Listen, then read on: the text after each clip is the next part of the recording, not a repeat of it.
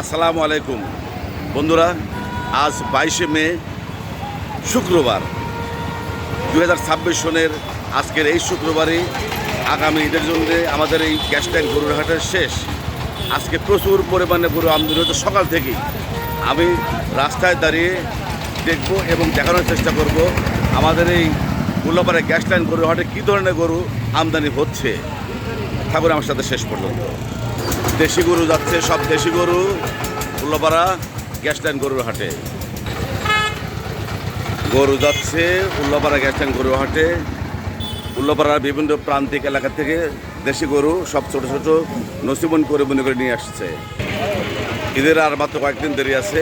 আমাদের Ullapara gas tank আজকেই গরুর শেষ হাট বলা চলে ঈদের আগে, যার জন্যে প্রচুর পরিমাণে দেশি গরু আমদানি হচ্ছে।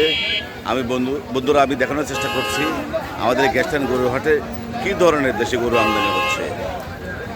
এক নজর দেখুন, এই যে বানানো ট্রাক ভর্তি দেশি গরু, দেখেন কী সুন্দর চেহারার গরুগুলি যাচ্ছে।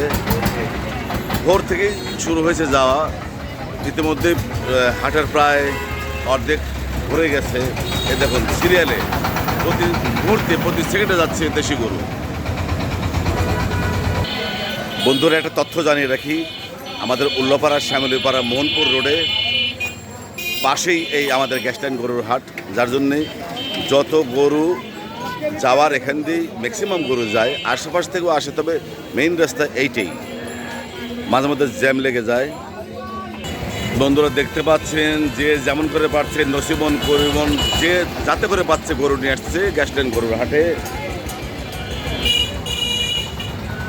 দেখেন, এবং প্রায় সবগুলো গরুই দেশি গরু। এই যে কত সুন্দর সুন্দর দেশি গরু। গরু যাচ্ছে গরু যাচ্ছে গরু যাচ্ছে।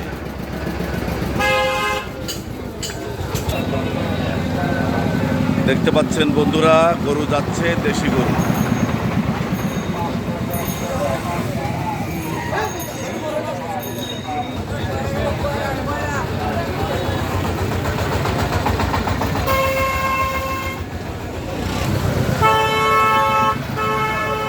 দেখেন ট্রাক ভর্তি দেশি গরু। উল্লাপাড়া শ্যামলীপাড়া নুনানি মোড়ের পাশ থেকে আমি দেখানোর চেষ্টা করছি উল্লাপাড়া গ্যাস ট্যাঙ্ক গরু হাটে কী ধরনের দেশি গরু যাচ্ছে।